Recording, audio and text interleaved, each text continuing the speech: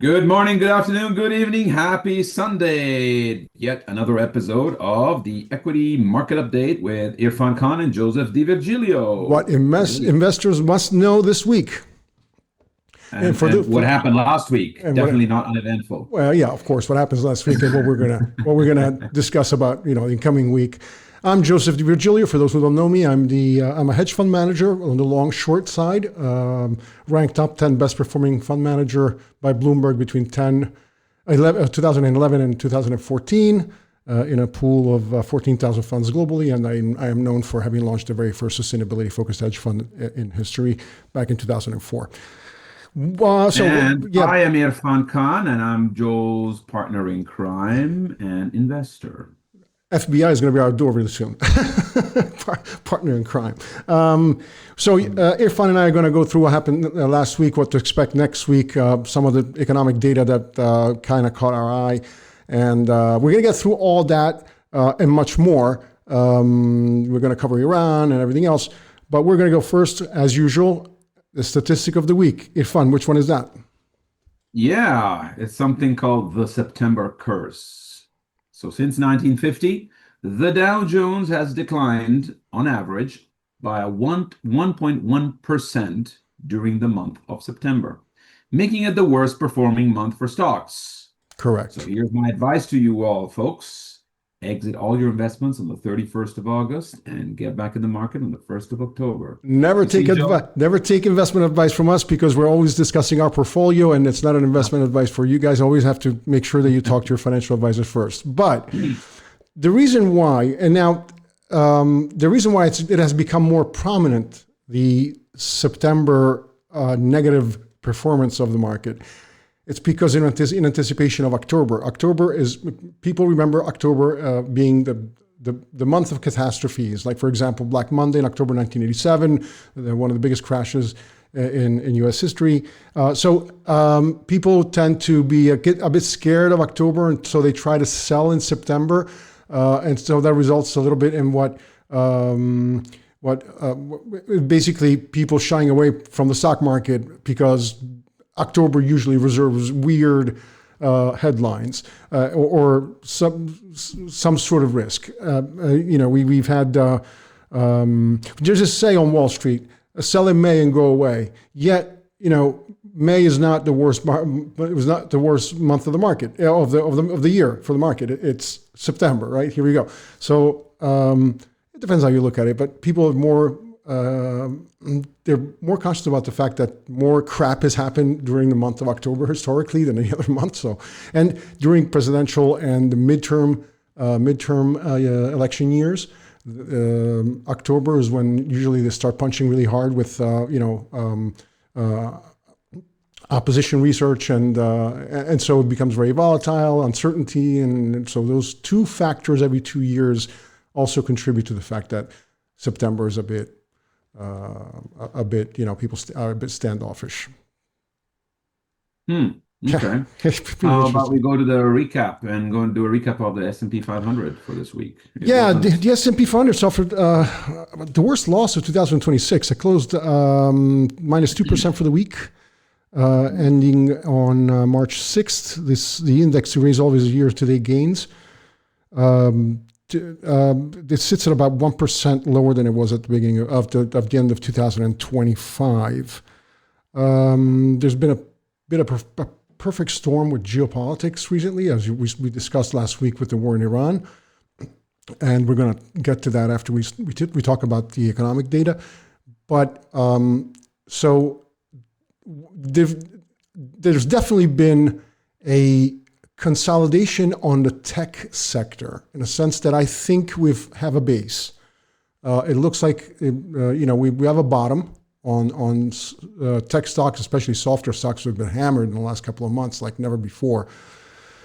But the geopolitical situation is weighing on the markets as a whole and on all sectors, like we saw on Friday, the big sell-off that we saw Friday, and that was every sector was being pounded. Energy was the only sector that was up, but it was also, so oil was up, but some of these oil companies were down on Friday. and that's because of the Strait of Hormuz, like we talked about last week, and we'll get to that. The other thing is also what worried the market on Friday and all of last week, really, aside this nonsensical war with Iran, is that the U.S. economy. So Friday we had a really bad day because we had there was an expectation for, I think, 59,000 jobs creation for the month of February. Instead, unemployment came, so non-farm payrolls came down to minus 92,000. So instead of adding 59, we lost 92,000. I think those are the numbers, 92,000 jobs, and a lot of them were in the healthcare sector. So, which was the sector that was dragging whatever employment, that little employment that was created in the last year. We are seeing now the healthcare sector laying off, while it was the one sustaining, quote unquote, sustaining the unemployment or the non-farm payroll numbers. Now, So a bit of a roller coaster there, huh? I mean, think about it. I mean, so since Trump took office, we've seen an average. We've seen about 225. Let's say 200. No, I think it was like about 200,000 jobs or 250,000 jobs created. Okay, but the difference is meaningless when you compare it to the last 13 months of Joe Biden's economy, where like 1.3 million jobs were created. So think about that for a second. That's a staggering difference. Sure, yeah. And yeah, so this 92,000 job loss, plus the PPI, the producer price index last week, which showed sticky inflation, and the unemployment report, by the way, the unemployment percentage went up from 4.3 to 4.4%. One may not think it's a big number, but in a big scheme of things, it is. Some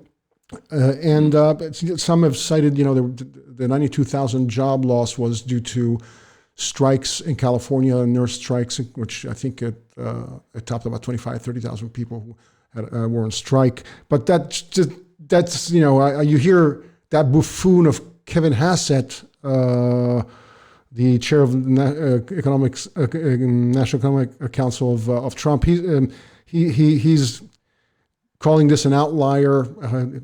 They called the better than expected unemployment report in January an outlier. So which one is it?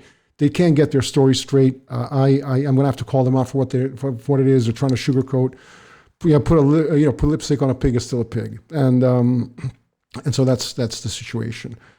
My concern is now that we're going to talk about the geopolitical situation, is that 90% of Japan's oil and gas comes from the Middle East. China's something to the effect of 60 to 70% Middle East. There's a really big chance of a global recession with this. So, in a sense that we have seen oil skyrocket, and quite a significant recession, I might say. It could be. It could be because if this doesn't stop now, of course, there have been some reports from the Iranian authorities saying that they're not going to disrupt the flow of natural gas and oil in the region. I can't trust that either. So obviously, their ships are not being insured. They can't even go. So any ship that is bound to go come from there, they're not. The insurance companies are not willing to insure them. So it's a tough situation here. But three things. Well, one is the energy cost. It's going up globally. The United States is going to feel it before anybody else, because while Europe and Asia, they have some control over the pricing. You take like countries like France, Italy, for example, even China and Thailand. These they don't see an immediate jump at the pump, price jump at the pump. In the United States, it's already. I did feel a bit of a jump at the pump last few days. I don't know. But look. I don't know whether maybe it's nothing comparable to what it's like in the U.S. I don't know. No, of course not, because I mean, in the United States it's a free market. So the the gas pump owners, they're not going to wait until, they're going to get the whole macroeconomic picture told to them. They're just going to jump the prices up to whatever it is that they're paying. So it's like, in the end, the United States is going to feel this pinch a lot more than most other countries that have a bit more control over pricing. Now, I'm surprised because you're in Italy, and Italy usually is very slow at reacting with price differences, because it's the government that sets the price in the end for the most part. So I don't know how much of an increase you've seen, but in the United States, you've seen a 15-20% increase in gasoline prices already in many places. Yeah. Well, here in Italy, I've seen, I think it went up from, what was it, about 1.65, 1.7 euros to the liter for gasoline, up to, I saw something the other day, 2 euros and 2 cents. Seriously? Like wow. Yep. I'm surprised by that. It's usually Italy, it's very slow to respond in the sense that they really are not so. Some have not gone that high up, but still, we're talking about, good 20 to 30 cents, euro cents a liter. Mm-hmm. Yeah. Yeah, well, look, but it's deeper than that, because when you talk about energy prices, obviously food prices are going to go up because energy is a massive input on the food industry, starting from fertilizers. When you process fertilizers, whether it's urea or other, they're usually, because it entails a natural gas component to the production of these fertilizers. Yep. They tend to be where refineries are. Yep. And so in the Middle East, it's full, Europe. So Russia and Ukraine, for example, and the Middle East are massive hubs for fertilizers. And so we're obviously going to see food prices go up if this conflict doesn't end. And there's not only just a risk of recession globally, but there's a risk of recession and stagnation for the United States. I mean, you have sticky sticky inflation, and you have a very weak, very fragile unemployment or work. You have a very fragile working environment. So to me, it's a recipe for a disaster, and a massive one. If Trump, and I know Trump rallied on no more wars, isolationism, we don't want to get involved with other people in other countries' businesses. But to be honest, let's call this what it is. It's bullshit. Bibi Netanyahu basically called Trump and said, listen, I'm just paraphrasing, I'm just imagining what may have taken place. You need a distraction from the Epstein files. I'll give you one. You will make me very happy, because you realize my dream of 40 years to eliminate Iran off the map, or whatever intention he has. And so for them, it was a win-win situation. I distract my people with a war from the Epstein bullshit. And Bibi Netanyahu, who's good friends with him, as we discussed in the past, obviously, Bibi found the only U.S. president idiot enough to go along with a plan like this without understanding the repercussions at home. One, his MAGA base it's not liking this at all. In fact, there's a massive fracture all over. And this affordability issue is going to become even worse. Americans are in pain. They can't make it to the end of the month. I can hardly imagine how this is going to bode well for his political longevity. But that's the other thing.